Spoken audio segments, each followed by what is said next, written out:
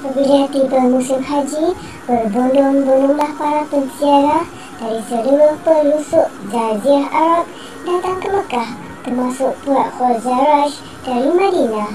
Di kalangan Puak Khazraj ini ada yang telah mengetahui tentang Islam dan Nabi Muhammad SAW sebagai Rasul terakhir yang diutus Allah melalui kitab Taurat dan Injil. Ini adalah antara faktor yang menyebabkan mereka mudah menerima ajaran Rasulullah SAW dan memeluk Islam. Apabila mereka pulang ke negeri masing-masing, mereka pun menyebarkan berita itu di kalangan penduduk setempat. Dengan sebab itu, Islam telah berkembang dengan pesat sekali. Satu lagi peristiwa besar yang berlaku di dalam sejarah Islam ialah peristiwa hijrah. Rasulullah SAW telah mendapat perintah daripada Allah SWT untuk berhijrah dari Mekah ke Madinah. Kaum kafir Quraisy berasa terancam kerana khawatir orang Islam akan membina kekuatan dan mengembangkan ajaran Islam di Madinah. Penghijrahan umat Islam telah dilakukan secara senyap-senyap dan berperingkat-peringkat untuk mengelak daripada diketahui oleh golongan kafir Quraisy. Namun begitu berita penghijrahan itu sampai juga ke pengetahuan musuh yang diketuai oleh bapa saudara baginda sendiri, iaitu Abu Lahab dan sekutu rapatnya Abu Jahal. Setelah berbincang, akhirnya mereka memutuskan untuk membunuh Rasulullah SAW. Itu sajalah caranya untuk menamatkan pengaruh baginda dan juga kaum muslimin. Rancangan jahat mereka itu sampai kepada pengetahuan Rasulullah SAW. Lalu baginda pun memberitahu kepada Saidina Abu Bakar.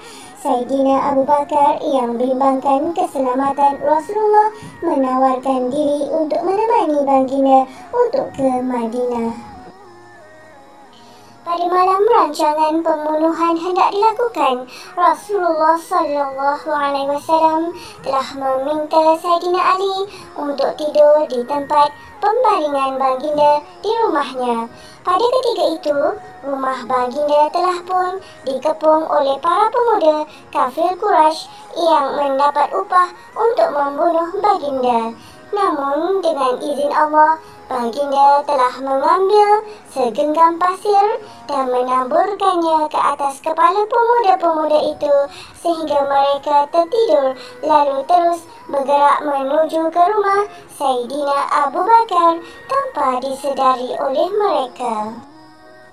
Pada keesokan paginya, pemuda-pemuda itu berasa pelik apabila mereka mendapati Rasulullah tidak keluar untuk menunaikan solat subuh di masjid seperti biasa. Alangkah terkejutnya mereka apabila mereka menyerbu masuk ke dalam rumah baginda. Mereka dapati bahawa Rasulullah SAW sudah tiada. Sebaliknya, Saidina Ali yang berada di tempat pembaringan Rasulullah. Mereka pun cuba mencari jejak Rasulullah. Rasulullah SAW dan Saidina Abu Bakar yang sedang bersembunyi di dalam gua Tur telah diselamatkan dengan kuasa Allah yang telah memerintahkan seekor laba-laba untuk membuat sarang di mulut gua dan seekor merpati untuk membuat sarang di pintu masuk gua. Para pemuda yang tiba di Gua Tur pulang dengan kecewa kerana menyangka gua itu tidak berpenghuni. Di dalam perjalanan, rombongan baginda telah tiba di sebuah tempat bernama Quba yang terletak tidak jauh dari Yathrib, Madinah. Di sini baginda telah mendirikan sebuah masjid yang dinamakan Masjid Quba yang merupakan masjid pertama didirikan di dalam sejarah Islam. Selepas beberapa hari di Quba, akhirnya Rasulullah SAW, Saidina Abu Bakar dan Saidina Ali menyambung perjalanan. Rombongan baginda telah tiba di kota Madinah pada hari Isnin 12 Rabiul Awal tahun 1 Hijrah yang bersamaan dengan 24 September tahun 622 Masihi. Ketibaan mereka disambut dengan penuh meriah oleh penduduk Madinah yang sudah lama ternanti-nantikan kedatangan baginda. Tidak lama kemudian, rombongan demi rombongan menyusul pula dari Mekah. Kaum yang berhijrah dari Mekah digelar Muhajirin dan penduduk Madinah pula digelar kaum Ansar.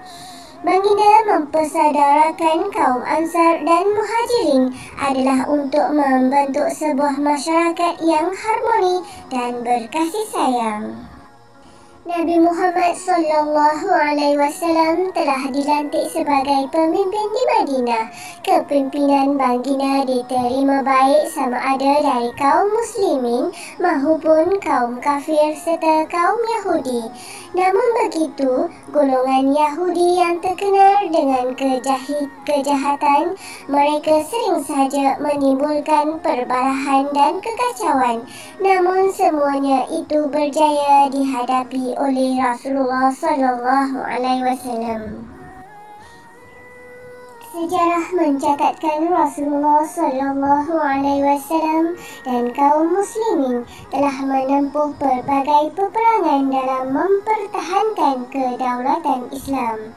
Di antara peperangan yang terkenal ialah peperangan Badar, Uhud, Khandaq, Tabuk dan lain-lain. Peperangan Badar merupakan peperangan yang pertama dan tercatat sebagai yang paling agung dalam sejarah Islam.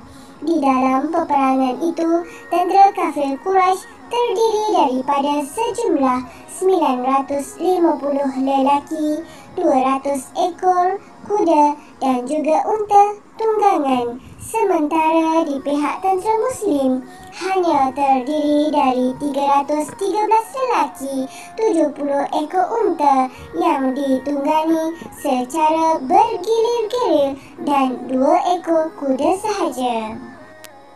Medan pertempuran Badar telah menyaksikan kejayaan besar buat umat Islam. Mereka telah berjaya memperoleh kemenangan ke atas tentera musuh yang ramai. Bahkan pemimpin mereka iaitu Abu Jahal turut terkorban. Atas faktor ketakwaan kaum muslimin, Allah Subhanahu Wa Taala telah memberi bantuan dengan mengirim sepasukan tentera gaib yang terdiri daripada para malaikat untuk membantu mereka mengalahkan tentera musuh. Dengan kemenangan di luar dugaan itu, kaum kafir Quraisy tidak lagi memandang rendah terhadap kaum muslimin. Selepas peperangan Badar telah berlaku lagi beberapa siri peperangan lain yang kebanyakannya berpihak kepada kaum muslimin. Walaupun beroleh kemenangan terhadap kaum kafir Quraisy, kaum muslimin di Madinah tetap menyimpan azam untuk kembali ke kampung halaman mereka, iaitu kota Mekah yang amat dirindui. Pada bulan Zulkaidah tahun 6 Hijrah, Rasulullah SAW telah memutuskan untuk mengajarkan umrah di kota Mekah. Berangkatlah baginda bersama 1,400 orang mukmin yang sangat merindui kampung halaman mereka tanpa membawa sebarang kelengkapan perang atau senjata. Namun hasrat baginda dan kaum muslimin itu telah dihalang oleh para pembesar Quraisy. Mereka meragui kedatangan Rasulullah SAW dan menyangka bahawa baginda telah datang dengan niat untuk memerangi mereka. Sebagai bukti bahawa kedatangan mereka bukanlah untuk berperang, baginda telah meminta pengikutnya untuk berkemah sementara di Hudaibiyah, iaitu sebuah tempat berhampiran Mekah. Kaum Quraisy telah menghantar wakil untuk membuat perjanjian damai di antara kaum Quraisy dan umat Islam. Perjanjian ini telah dinamakan sebagai Perjanjian Hudaibiyah. Di antara isi yang terkandung di dalam perjanjian tersebut ialah kaum muslimin dibenarkan mengerjakan umrah pada tahun yang berikutnya.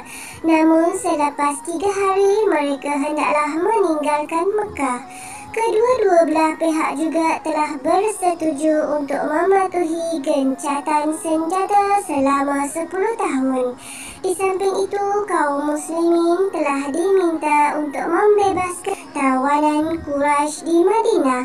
Sebaliknya, tawanan Islam di Mekah tidak boleh dikembalikan oleh pihak Quraisy. Walaupun terdapat rungutan di kalangan segelintir para sahabat tentang isi kandung perjanjian yang kelihatan berat sebelah itu, namun baginda tetap bersetuju kerana baginda yakin ada hikmah yang besar di sebalik perjanjian itu. Pada suatu hari, sekutu Quraisy telah melanggar syarat perjanjian, maka Rasulullah SAW telah memerintahkan umat Islam untuk bergerak menuju ke kota Makkah. Kota Makkah dikepung dari 4 penjuru sehingga membuatkan kaum kafir Quraisy tidak mampu berbuat apa-apa melainkan menyerah kalah. Umat Islam telah berjaya memasuki dan menakluk kembali kota Mekah dengan aman damai tanpa berlaku sebarang pertumpahan darah. Peristiwa penaklukan semula kota Mekah yang penuh bersejarah ini dikenali sebagai Futuh Makkah. Kaum kafir Quraisy yang tinggal di Mekah telah diberi keampunan. Baginda tidak melakukan sebarang paksaan kepada kafir Quraisy untuk memeluk Islam. Namun ramai di kalangan para pembesar Quraisy yang telah memeluk Islam termasuklah Abu Sufyan. Jelas terbukti perjanjian Hudaybiyah itu terkandung hikmah yang sangat besar. Hasil daripada perjanjian itu, rata-rata di kalangan penduduk Mekah sudah mula menerima kepimpinan Rasulullah SAW, malah tanpa ragu-ragu telah menerima Islam sebagai cara hidup mereka. Peristiwa ini telah dinyatakan di dalam Al-Quran, Surah Ansar ayat 1 hingga 3.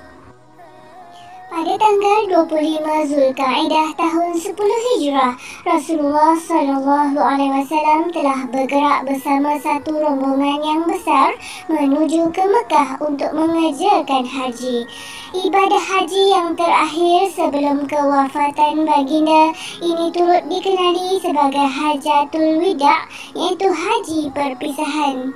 Ketika di Arafah, Rasulullah telah berkhemah di Namirah. Di situ baginda telah menyampaikan khutbah terakhirnya yang amat masyhur yang disebut Khutbah Wida'.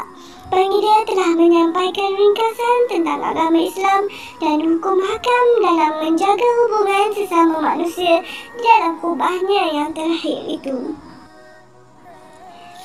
Di antara isi kandungan khutbah itu ialah petikan daripada surah Al-Maidah ayat 3 yang bermaksud, "Pada hari ini aku telah sempurnakan bagi kamu agama kamu dan aku telah cukupkan nikmatku kepada kamu dan aku telah redha Islam itu menjadi agama untuk kamu." Sebaik saja dibacakan ayat tersebut, Sayyidina Abu Bakar mula menangis. Lalu para sahabat bertanya, "Kenapa kamu menangis, wahai Abu Bakar? Sedangkan ini berita gembira daripada Allah." Jawab Abu Bakar, "Bila mana telah sempurna ajaran Islam, maka telah selesailah tugas Rasulullah SAW.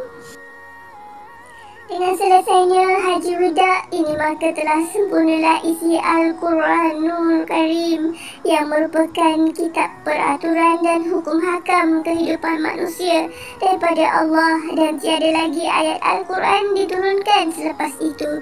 Selesai menunaikan Haji Wida', maka Rasulullah SAW pun bergerak pulang ke Madinah.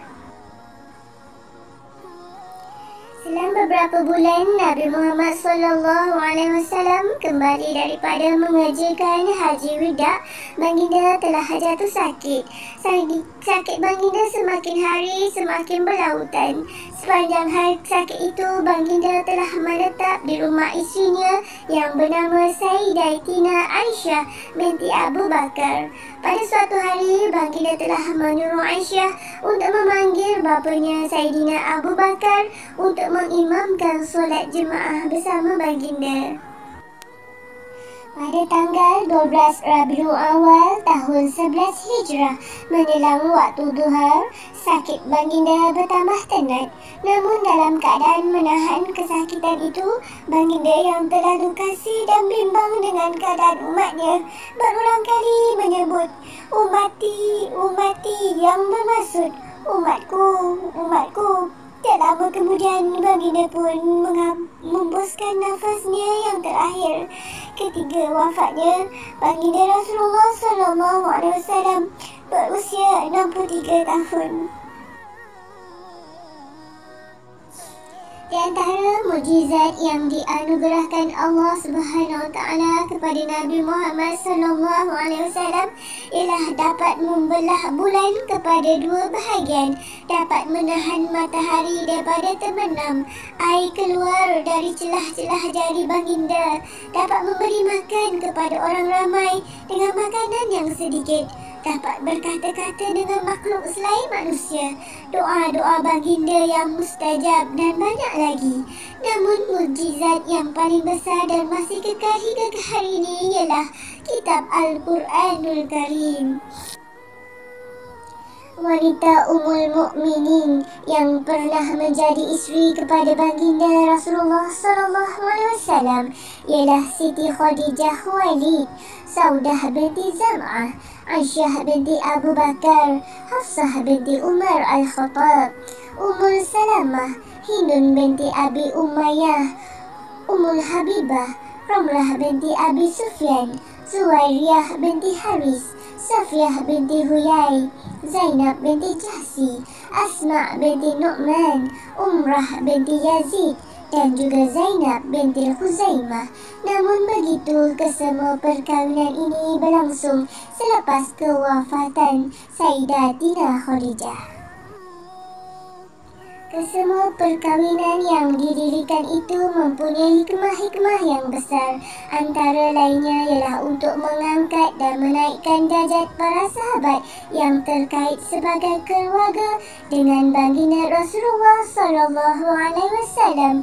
Anak-anak baginda pula ialah Qasim, Abdullah, Ibrahim, Zainab, Ruqayyah, Ummul Kalsum dan Fatimah. Fatimah merupakan puteri kesayangan Rasulullah SAW yang telah dikahwinkan dengan Sayyidina Ali bin Abi Talib yang merupakan sepupu baginda sendiri.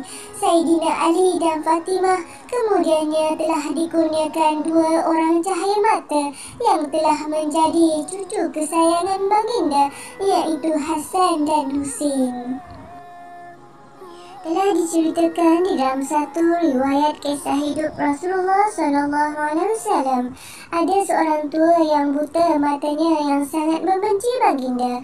Orang buta itu telah meminta orang sekeliling untuk menghantarnya jauh ke hujung desa agar dia tidak mendengar orang menyebut-nyebut nama Rasulullah. Namun begitu, Rasulullah SAW dengan akhlak yang tinggi sedikit pun tidak membenci atau memarahi orang tua yang buta itu. Sebaliknya, baginda sendiri telah mendukung orang tua itu dan menghantarnya sehingga ke hujung desa. Baginda jugalah yang telah datang menghantar makanan dan menyuap ke mulut orang tua itu pada setiap hari. Makanan itu akan dikemam dan dilumatkan oleh baginda terlebih dahulu sebelum disuapkan ke dalam mulut orang buta yang langsung tidak mengenali akan siapa gerangan yang baik hati terhadapnya itu. Rasulullah SAW terus berkhidmat dan melayan orang tua yang tidak berhenti-henti membenci dan mencaci diri baginda setiap hari sehinggalah baginda wafat. Selepas baginda wafat, Sayyidina Abu Bakar telah diberitahu oleh anaknya Sayyidatina Aisyah bahawa Rasulullah SAW sering pergi ke hujung desa setiap hari untuk memberi makanan dan menyuap seorang tua yang buta yang tinggal di situ. Pergilah Saidina Abu Bakar untuk mendapatkan orang tua yang buta tersebut. Saidina Abu Bakar hanya mampu bersabar dan menahan perasaan setiap kali mendengar orang tua itu mencela dan mencaci Rasulullah SAW di hadapannya. Apabila Saidina Abu Bakar hendak menyuapkan makanan kepada orang tua itu, dia telah dimarahi pula kerana layanannya tidak sama dengan layanan yang pernah diterima sebelum ini. Lelaki tua itu bertanya ke manakah perginya lelaki yang selalu datang memberi layanan baik dan istimewa kepadanya setiap hari. Alangkah terkejutnya orang tua itu apabila diberitahu oleh Saidina Abu Bakar bahawa orang yang selama ini telah datang menghantar dan menyuap makanan kepadanya ialah orang yang paling dibencinya, iaitu Nabi Muhammad SAW, yang mana baginda telah wafat. Orang tua yang buta itu terpegun dengan ketinggian akhlak Rasulullah SAW yang tidak sedikit pun membenci atau memarahi, bahkan sanggup pula melayan dirinya yang serba kekurangan itu dengan cara yang baik dan penuh istimewa. Lantas orang tua itu menyatakan keimanannya dengan penuh kesedihan dan kesesalan kerana dia tidak berkesempatan untuk mengenali dan mengungkapkan rasa terima kasihnya kepada baginda Rasulullah SAW yang telah banyak berjasa kepadanya. Begitulah kisah seorang manusia luar biasa yang telah diutuskan oleh Allah Subhanahu Wa Taala kepada umat akhir zaman. Kedatangannya membawa rahmat kepada seluruh alam. Baginda telah mendidik umatnya dengan penuh kesabaran sehingga Allah Subhanahu Wa Taala dikenali dan dicintai. Ketinggian peribadi dan kehalusan akhlak baginda itu telah menyebabkan ramai musuh jatuh hati padanya dan akhirnya menerima kebenaran. Oleh kerana jasa baginda, ahli keluarga dan para sahabatlah, maka hingga ke hari ini kita dapat merasai nikmat dan keindahan iman dan Islam.